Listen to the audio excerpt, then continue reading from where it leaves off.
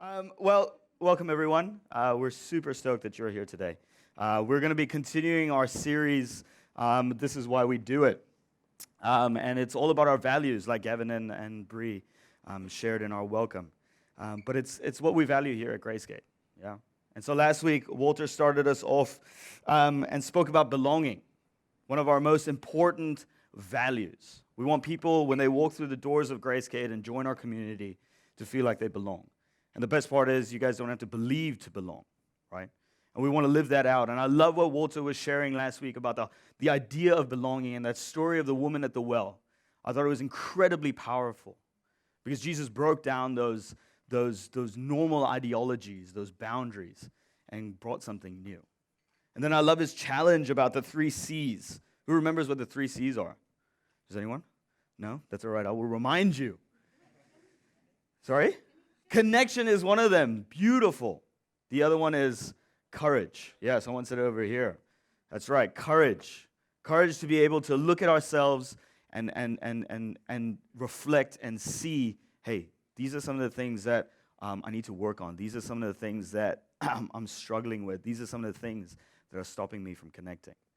And then compassion, being able to show that to people around us, understanding that they are going through the same things. They're going through similar struggles with connecting and belonging.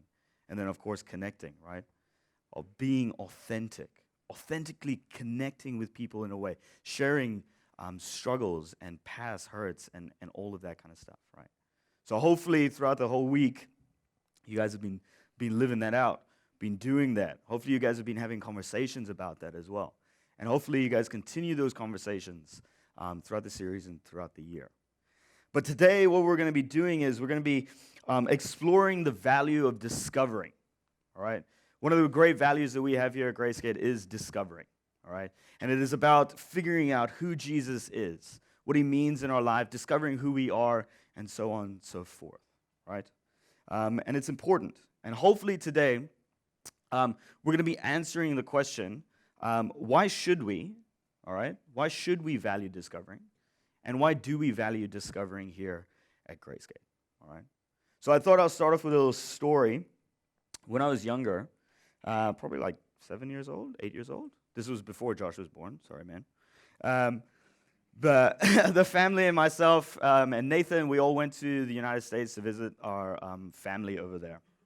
And as you do on holiday, especially with little kids and all that kind of stuff, you go and visit all like the cool stuff. So we went to like Disneyland and Disney World and Universal Studios and did all like the crazy stuff. We had like lightsabers that we got out of it. It was great. Well, yeah. Anyway, and then one day I can't remember the theme park that we went to, but we decided to go to this theme park, and part of it, or the theme of it, was like the cowboys kind of era, right? And so one of the activities that they had was panning for gold. It was very exciting, all right? For like an 8-year-old, 9-year-old, I was like, oh, this is happening. I'm going to be rich. It's going to be great. So we did this. They set us up with like, rocks and dirt and all that kind of stuff, and we're sifting through it. And we found some gold. It was very exciting. It was like just a few flakes. And they put it in this little cylinder so we could take it home and all that kind of stuff. Very cool. I lost mine. It was very sad. But that's not the whole point of the story. The point of the story is we discovered gold. And we were so excited about it, right? And so when we went home to Mongolia, because that's where we were living at the time, whenever we went out to the countryside, we'd collect dirt and we'd bring it home and we'd just, where's the gold now? Where is it, right? It got us curious. It got us wanting to discover more places where we can find gold, but just discover, right? And I think us as creation, us as human beings, we're actually naturally curious. Would you guys agree with me? I think we ask a certain amount of questions. I tried to find stats, they wouldn't let me. They're just dampening my curiosity. It was crazy. No. But we're naturally curious, right? And if we have little kids or we work around with little kids as teachers or whatnot, we understand that they're probably the most curious people ever, right? They're asking thousands of questions a day. And it can be a little bit tedious, right? But it's amazing because they're so curious. They want to discover. They want to figure out. At the Salt Holiday program that we run here, we obviously work with like tons and tons of kids. And they would just ask questions all the time. They would ask Bree questions. They would ask myself questions, all the leaders. And at some point, you're just like, oh, my goodness, please stop talking. Oh, my goodness. No, I've answered that question like 3 times now. You know the answer. Stop it. So we started playing this game. We played, it was a question game. It was called Questions with Jordan, okay? And they could ask me anything at all, okay? Do you want to know the most frequent question? Do you want to take a guess? Do you have a girlfriend? And I'd just sit there being like, no, I don't. No, it was all good. But they would just ask, and we would have these like long, like the whole of lunchtime kind of questions with Jordan. And it was really, really cool, right? To see them being incredibly curious. But then as we get older, right? As we get older, that curiosity is still there a little bit. But it shifts a little. Would you agree? It shifts a little and it matures a little. And so instead of asking, do we have a girlfriend? Or do you have a girlfriend? We're starting to ask questions that we're trying to figure out more important things.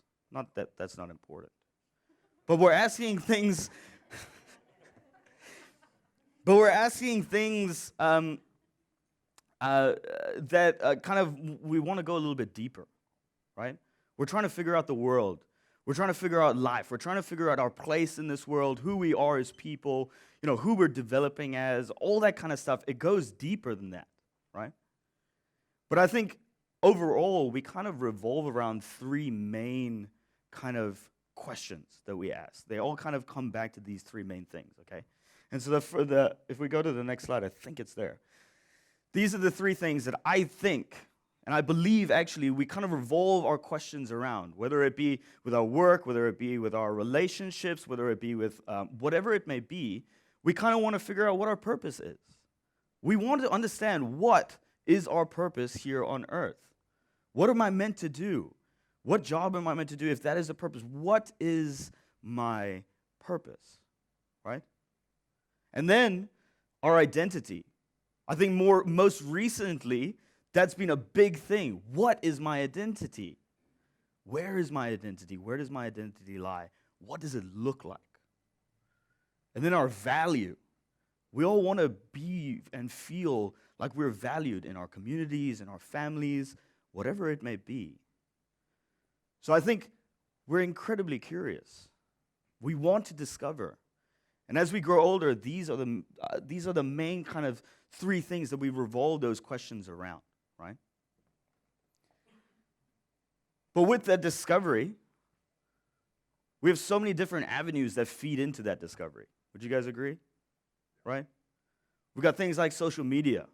That's a big one now, right? You got Instagram, you got Facebook, you got Twitter, you got YouTube, all that kind of stuff. Social media, feeding into these 3 questions, especially when we get older. We're looking to these people to kind of identify and direct us into our purpose. We're kind of trying to find our identity in that. We're trying to find our value. Where does our value come from? And often, it's a little bit frustrating, right? Sometimes our jobs are the ones that kind of are feeding into that discovery of these 3 things.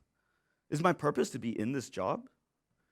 Is my identity this job? Am I actually valued here? Am I actually gaining any value by being in this job? It's the same thing with relationships. It's the same thing with friends.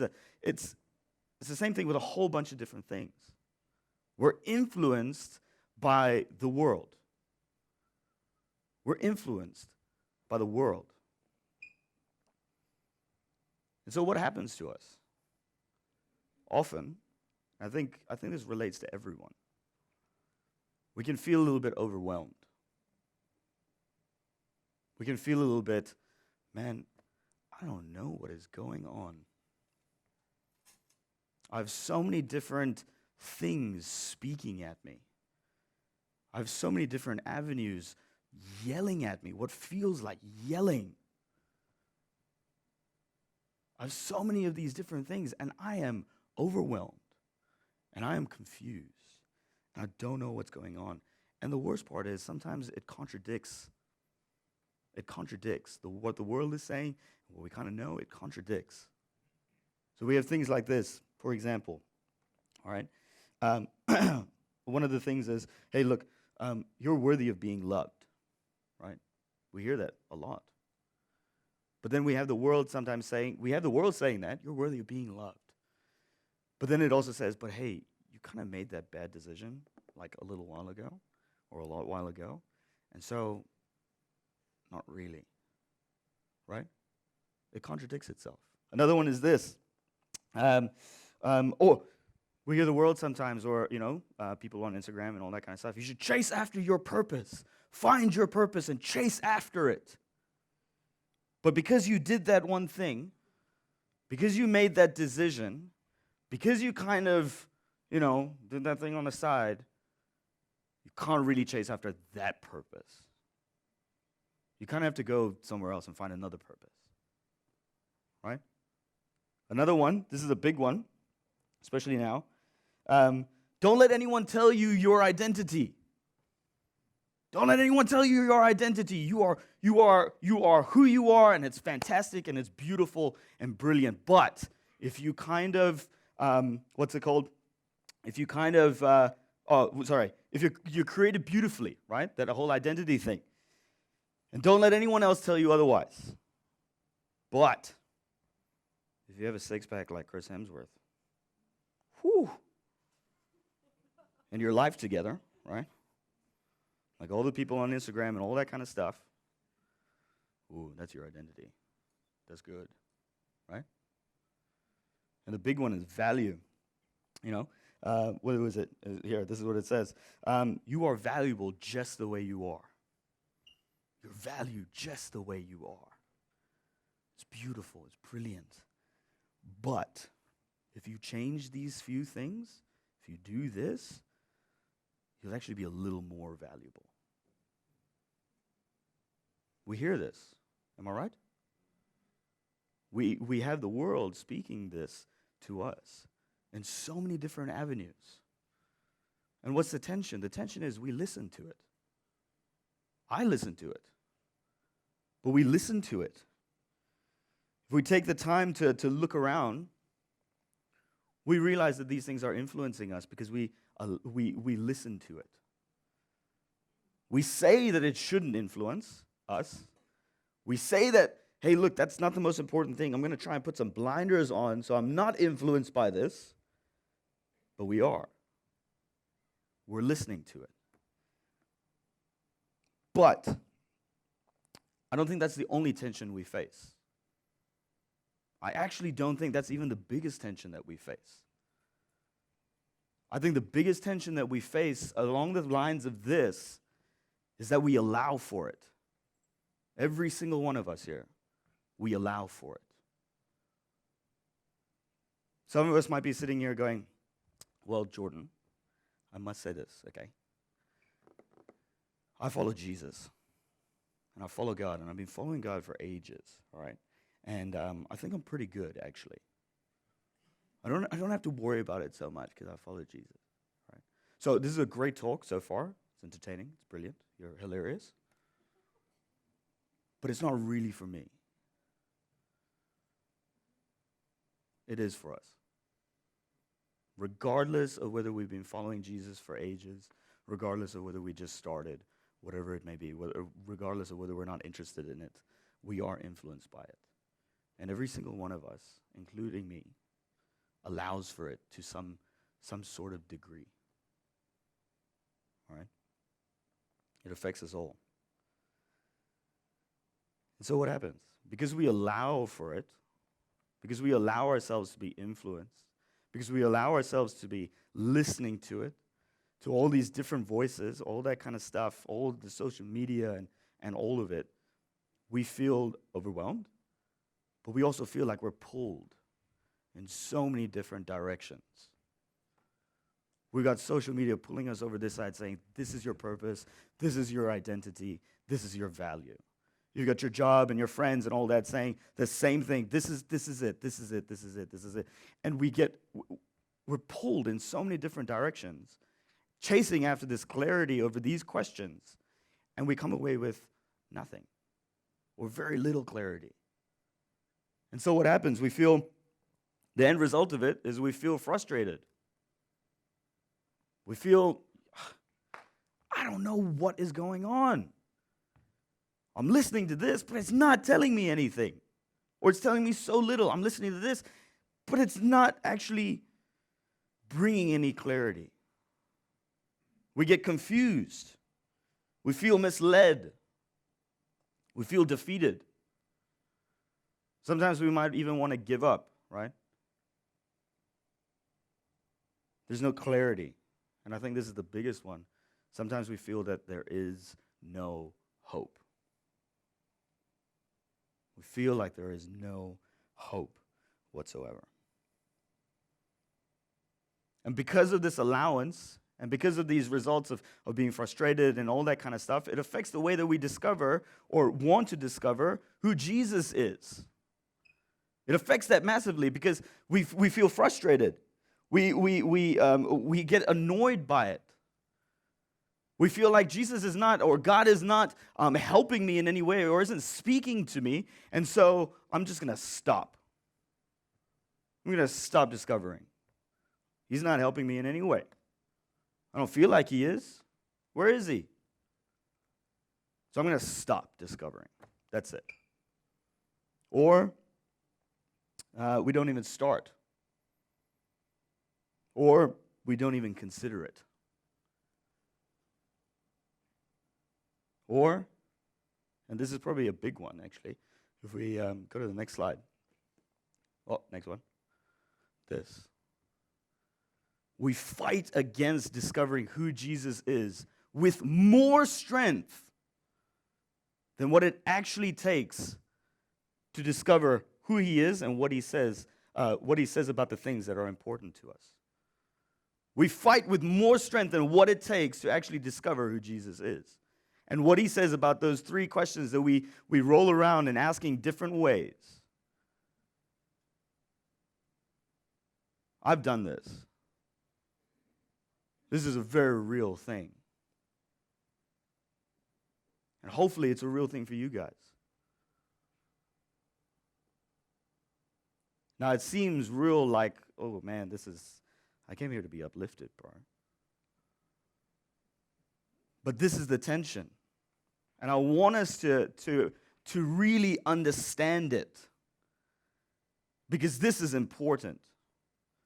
If we don't take the time to realize this, all of this tension, then we're just going to continue struggling in the same circle. Keep going, keep going, keep going. But, this is a big but. There is hope. Because what if, okay? What if we continued, despite everything, to choose to be curious? What if we chose to take time to discover who Jesus is and what he says about the things that are important to us, despite what the world says? What if, through the choice of staying curious, okay, I want us to imagine a little bit. What if, through the choice to stay curious about Jesus and what he says, we actually discovered that we're not defeated? What if, through that choice, we don't have to be lost because there is actually clarity? What if, through that choice, okay, we discovered that the questions that we have about the things that are important to us, there are actually answers. And this is the big one.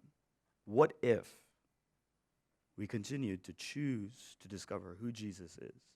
What if at the end of it, we've discovered that there is hope? What if we discovered that?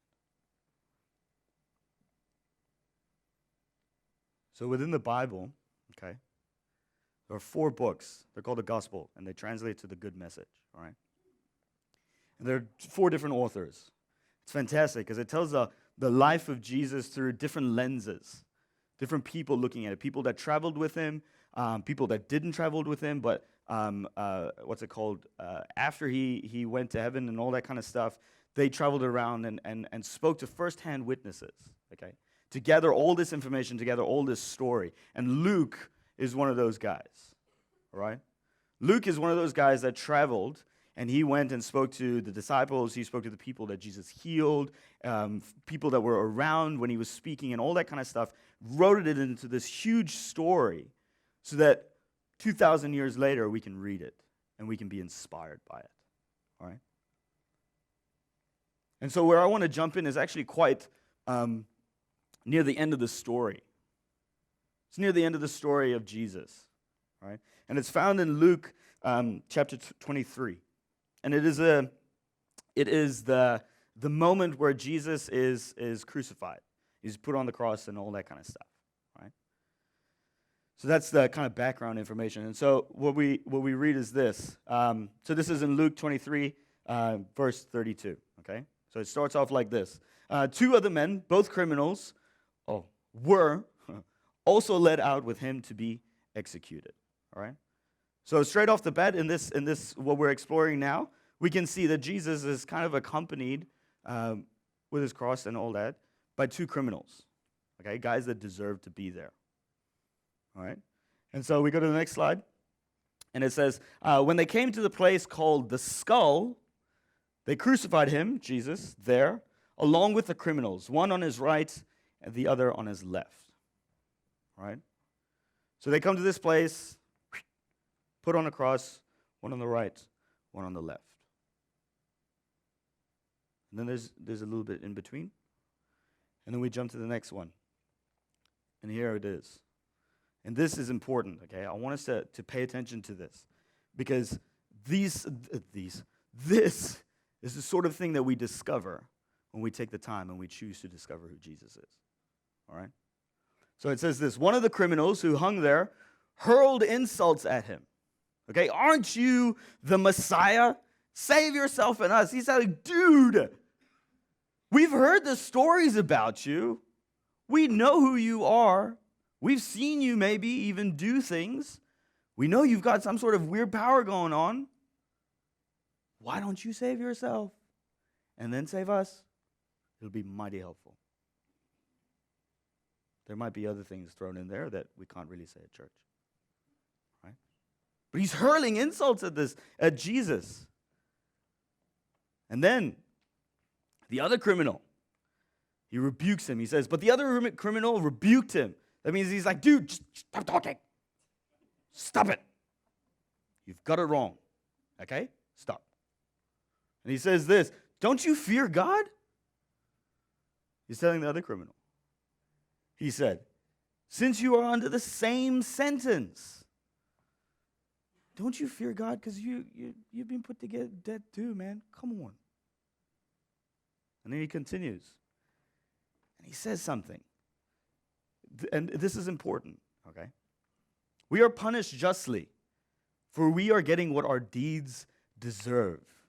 But this man, and he's indicating to Jesus, this man has done nothing wrong. Hey, we are here for a reason. And to be crucified, bad way to die, it has to be like the worst of the worst, all right? The worst of the worst. We deserve to be here. But this man does not, because he has done nothing wrong, right? And then, this criminal, he did something audacious. Like, what? Where did that come from? And he says this to Jesus. He asks him. Then he said, Jesus, remember me when you come into your kingdom. Remember me when you come into your kingdom. What? This guy, he threw like a last-ditch effort kind of throw.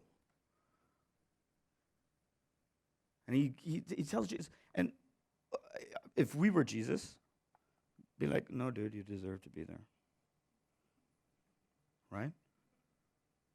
You kind of deserve it. But then Jesus' response is ridiculous. Jesus' response should actually blow our mind. Because he says this. Jesus answers him, I tell you the truth. It's not a promise. Hey, I promise that you'll be there. Right? But he says, I tell you the truth. This is the truth. You will be with me in paradise. If this doesn't blow your mind, I don't know what will. Right? Because here is a man that threw this long shot of a throw that should never have gone in. I don't know if you've watched basketball before and you see like these guys, and it's like there's no way in. Come on. It's one of those shots. You don't expect it. You don't expect it to work. And Jesus goes, no, it worked. It worked. Here was a man that was so bloodied and broken. Bloodied and broken physically, emotionally, mentally, all that kind of stuff. Here is someone that was completely and utterly defeated. Here was someone with absolutely no hope whatsoever. That didn't deserve at all what Jesus said to him. And then Jesus said that. Basically, what Jesus was saying was, I love you way too much to leave you out of paradise, out of relationship with me. I love you way too much to count those things that you did in the past, the feeling of feeling frustrated and confused and being dragged around by society and all these different things and getting so absolutely lost that you've come back bloodied and broken and no hope whatsoever. I love you way too much to leave you out in the cold. I love you way too much to just say no. And this is exactly what he's saying to us. Now, we might not be genuinely like physically bloodied and broken. But I think there are parts of us, experiences that we've had, moments in our life, seasons in our life where we've come out and we feel bloodied and broken. We might be going through one right now. We might be going through a season right now where we're like, you know what? There's absolutely no hope for me whatsoever. I feel like there is no hope. So why should I even try? Why should I even try? Why should I even keep discovering? Maybe we feel so frustrated and so lost. Maybe we deserve to be where we are because of decisions that we've made. Maybe we feel like we've got no purpose. Or our identity is too muddled and messy that we feel like we aren't valuable. Maybe we feel like there is absolutely no hope. And we feel like there is no way that Jesus is going to show up. Or that he would even want me to discover who he is. But just in that moment, just in this small little story, or part of the story, in one of those moments, Jesus says the complete opposite. And that's not the only moment. There are moments upon moments upon moments upon moments within all four stories of who Jesus is communicating exactly that. Guess what? I love you. I love you anyway. How I found you right now, I love you. I love you as I find you. Come with me. Come with me. Come and discover who I am and what I say about the things that are most important to you, the questions that you have. And when I say that you are the most valuable thing to me, I mean it.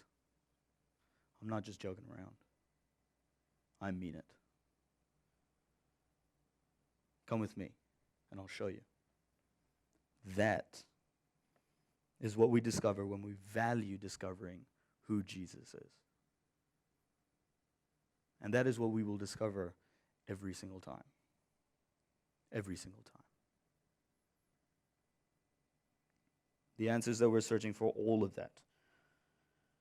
For our purpose, to understand what our identity, all of it. When we choose to value discovering who Jesus is, what we discover truly actually brings life to our lives. It does bring life to our lives. The feeling of being dragged in different directions, God says, who you are and the way I find you, whatever that may be, oh, I love it. You're perfect to me. I love it. That is what we discover. All right. I think the big point. I think next. Luke. Next. Ooh, go back. Sorry. But when we take time to discover, all right, when we take time to choose, not just to discover, but to choose to discover who Jesus is, we discover that he loves us as he finds us. That is the truth. Because can you imagine that criminal? He probably didn't expect that answer. He definitely probably did not expect that answer. But that is the answer that he got. Completely undeserved. Right? So during the little break that we had at Gracegate when it was closed and your hearts were all broken because of it, okay, I read a book, partway through the book. I didn't finish the whole thing. But it's a book called The Screwtape Letters, okay? And it's a fictional book. It's not real, okay? And it's written by C.S. Lewis. He wrote the Chronicles of Narnia, right? And the gist of this book is and don't freak out, but it's these two demons, all right? Writing these letters about this about this person that they're trying to make sure doesn't figure out who God is. All right, and they call him the patient. All right, but it's a person. We never know his name.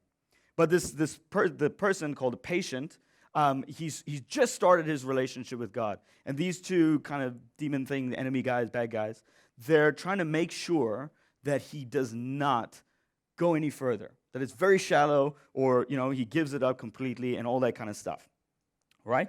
And the biggest way that the book kind of communicates the way that the baddies stop this guy from discovering is they distract him, right? They distract him with a whole bunch of different things. They distract him with anxieties. They distract him with friends that aren't good for him. They distract him in so many different ways, all right? And I actually believe that's one of the ways that happens to us. We get distracted, right? We've got so many other different things going on. We've got the world speaking to us, and it's distracting. And so we kind of allow that discovering side of God to slip away. But then there's a part of the book, and I think it's awesome. Oh, sorry. Before I even get to that, there are 3 things, all right, that I think are actually going to help us to make sure that we aren't allowing the discovering side to slip away. If we truly value discovering and we really want to make it a thing in our lives and we want to value it because Gracegate, our community, our family values it, then I've got 3 things that hopefully will actually help us, all right? So the first thing is prioritize. Prioritize. If we truly wanting to value discovering, then making it a priority during our week and in our lives and all that kind of stuff is important, right? And so now we get into the book part. So within this book, there's a letter, right? It's all letters. And it starts out, the letter starts out with saying, hey, look, you've kind of failed at kind of making sure that this patient doesn't grow deeper in relationship with God. And so this is what it says, all right? It says this. And now for your blunders. This is one baddie talking to the other baddie, writing a letter. He says, and now for your blunders. On your own, showing you first of all allowed the patient to read a book he really enjoyed. And because he enjoyed it, and not in order to make clever remarks about it to his new friends. All right? Simple, right? It's a book that he really enjoyed. Why is Zebedee getting angry about it? Well, we shall find out. The next one, he goes on to say, in the second place, you allowed him to walk down to the old mill and have tea there. All right? A walk through a country or through country he really likes, and taken alone. In other words, you allowed him two real positive pleasures. Positive pleasures. What are some positive pleasures in your life? What are some things that you genuinely enjoy doing that is actually really good for you? That brings you life, that you are excited about? Maybe it's going to the beach, right? I love that. Maybe it's reading a book. Maybe it's spending time with friends and having conversations about it. Maybe it's going to a life group. I don't know. What are some positive pleasures that bring you life? Make them a priority. Make them important. Make them frequent. Because if they help you discover who Jesus is and what he says about the things that are important to you, then it's a good thing. So that's the first thing. The second thing is this. Protect.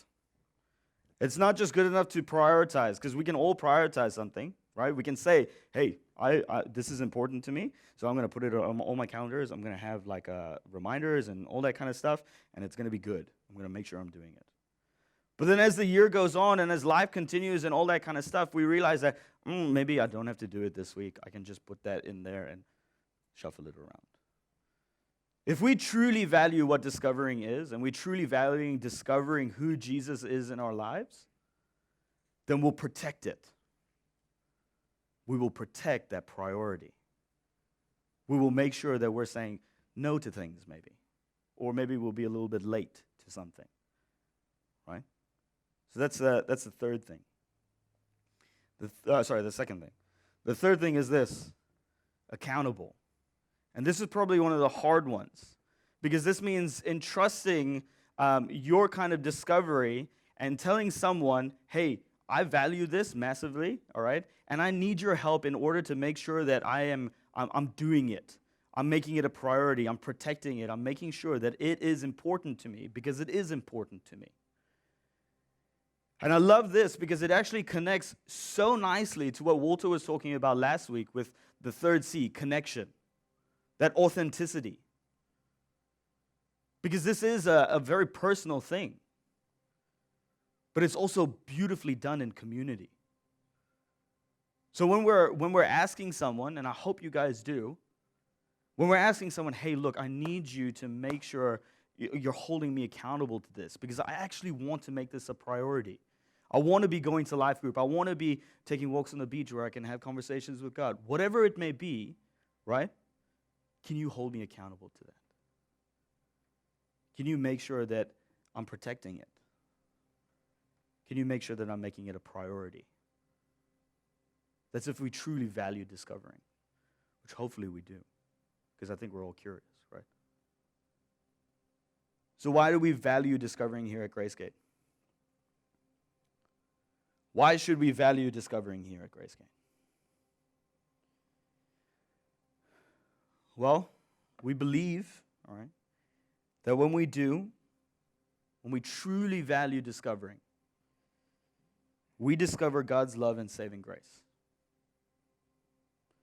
We discover what it means to truly be loved as we are found.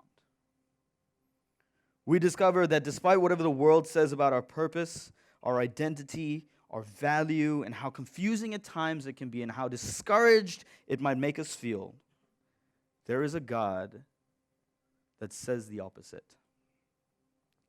A God that, as we take time to discover and grow with him, speaks into our purpose and brings clarity.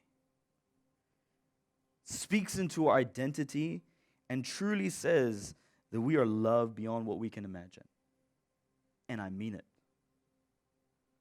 Speaks into our value and says, and shows us, I think that's a big thing, that we are the most valuable thing to him, and that is the truth.